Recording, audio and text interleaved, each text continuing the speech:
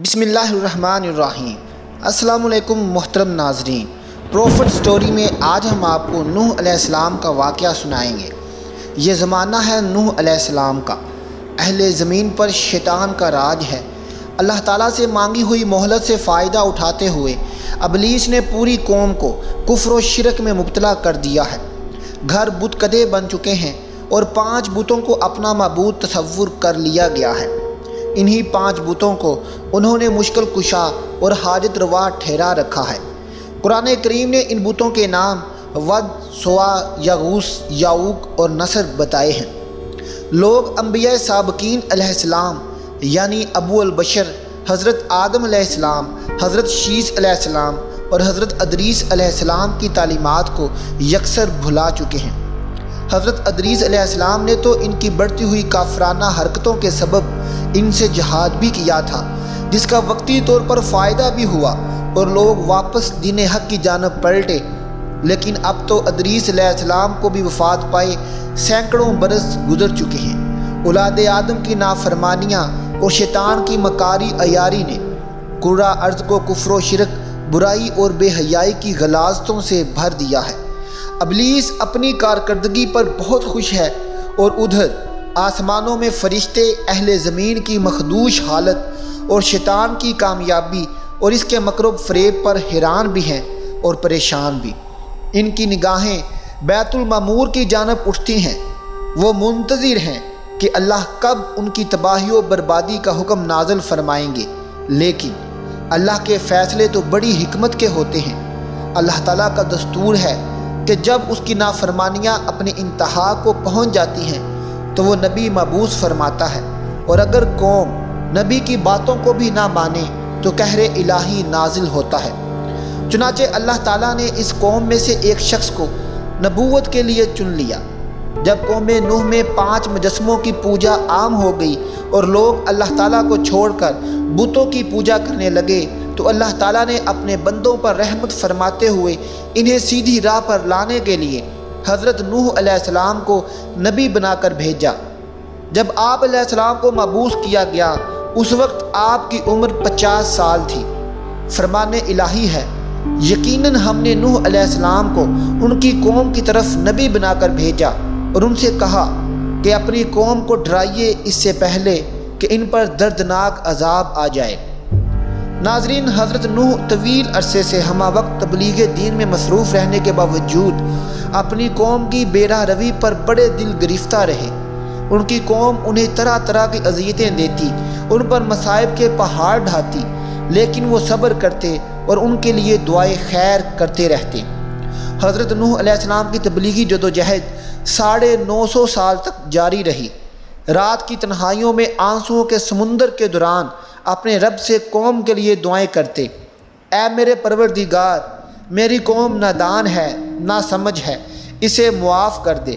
نیز اس دوران اپنی قوم کو ہر ممکن طریقے سے سمجھاتے، کبھی عذاب الہی سے ڈراتے تو کبھی دوزخ کی سختیوں اور جنت کی نعمتوں کا ذکر فرماتے، لیکن قوم ان کا تمسخر اڑاتی، بھپتیاں کستی، گویا وہ کانوں سے بہرے اور آنکھوں سے اندھے ہو چکے تھے۔ اس طویل جدوجہد کے نتیجے میں صرف 80 لوگ ایمان لائے۔ حضرت نوح قوم کی بدحالی پر بہت غمگین رہتے، لیکن امید کا دامن نہ چھوڑتے، مگر کب تک؟ آخر کار طویل اور سخت ترین کاوشوں کے بعد وہ لمحہ آ ہی گیا کہ جب آپ علیہ السلام قوم سے مایوس ہو کر اپنے رب کے سامنے اپنی معروضات پیش کرنے پر مجبور ہو گئے۔ اللہ تعالیٰ کا قرآن پاک میں ارشاد ہے، نوح علیہ السلام نے اللہ سے عرض کی، اے پروردگار، میں اپنی قوم کو دن رات بلاتا رہا، لیکن میرے بلانے سے اور زیادہ بھاگتے رہے۔ میں نے جب کبھی انہیں تیری بخشش کی طرف بلایا یعنی توبہ کی جانب، تو یہ اپنے کانوں میں انگلیاں ڈال لیتے، اپنے چہروں کو کپڑوں سے چھپا لیتے اور ضد اور تکبر اور غرور کرتے۔ نوح علیہ السلام نے دعا کی، اے میرے پروردگار، کسی کافر کو روئے زمین پر بسنے والا نہ چھوڑ۔ اگر تو نے ان کو چھوڑ دیا تو یہ تیرے بندوں کو گمراہ کریں گے اور ان کی نسل سے جو بھی پیدا ہوگا وہ بھی بدکار اور سخت کافر ہی ہوگا۔ اے میرے پروردگار، مجھ کو اور میرے والدین کو اور ہر اس شخص کو جو میرے گھر میں مومن کی حیثیت سے داخل ہوا ہے، اور سب مومن مردوں اور عورتوں کو معاف کر دے اور ظالموں کے لیے زیادہ تباہی بڑھا دے۔ حضرت نوح کی گزارشات بارگاہ خداوندی میں قبول فرما لی گئیں اور اللہ تعالیٰ نے ان کی طرف وحی نازل فرمائی۔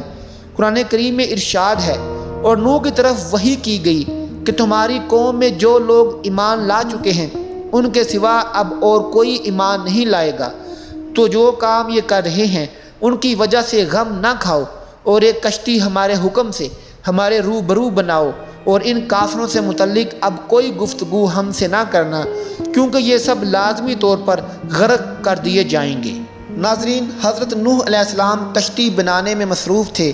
قوم کے سردار آپ علیہ السلام کے پاس سے گزرتے تو ہنستے، مذاق اڑاتے، پھپتیاں کستے، یہاں تک کہ کشتی تیار ہو گئی، اور جب عذاب الہی کا وقت آیا تو اللہ تعالیٰ نے حکم دیا کہ ہر قسم کے جانور کا ایک ایک جوڑا اس میں رکھ لو، اور جو لوگ ایمان لائے ہیں انہیں بھی سوار کر لو۔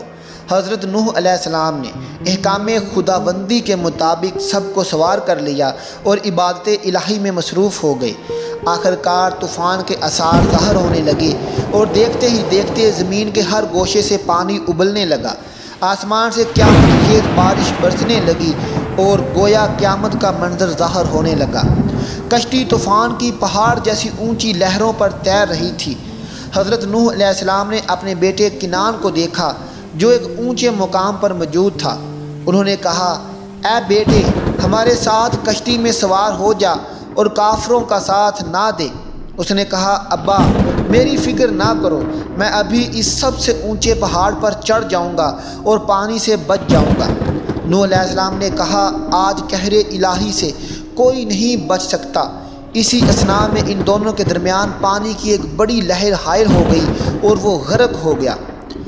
حضرت نوح علیہ السلام نے اپنے رب سے اپنے بیٹے کی مغفرت اور نجات کے لیے عرض کی، اے پروردگار، تو نے میرے گھر والوں کی بخشش کا وعدہ فرمایا ہے، تو یہ بیٹا بھی گھر والوں میں ہے۔ اللہ تعالیٰ نے ارشاد فرمایا، اے نوح، وہ تیرے اہل میں سے نہیں ہے، کیونکہ اس کے اعمال اچھے نہیں ہیں۔ طوفان نوح علیہ السلام میں پانی کی لہریں اس قدر بلند تھیں کہ انہوں نے روئے زمین کے تمام پہاڑوں کو بھی چھپا لیا تھا۔ زمین پر کوئی بھی چیز زندہ سلامت نہ تھی، سب کچھ نیست و نابود ہو چکا تھا۔ صرف حضرت نوح علیہ السلام کی پہاڑ نما کشتی تھی جو اللہ کی مدد سے پانی کی بلند و بالا بھری خوفناک موجوں میں تیرتی پھر رہی تھی۔ تمام لوگ کشتی میں تقریباً 150 دن رہے، اور اللہ تعالیٰ نے کشتی کا رخ مکہ مکرمہ کی طرف پھیر دیا۔ کشتی 40 دن بیت اللہ کے گرد چکر لگاتی رہی۔ اس کے بعد اس کا رخ جبل جودی کی طرف پھیر دیا گیا، جہاں وہ ٹھہر گئی۔ پھر حضرت نوح علیہ السلام نے اہل زمین کی خبر لینے کے لیے ایک کوے کو بھیجا۔ کوے نے زمین پر مردار دیکھے تو ان پر جھپٹ پڑا اور تاخیر کی، جس کی وجہ سے کبوتر کو بھیجا۔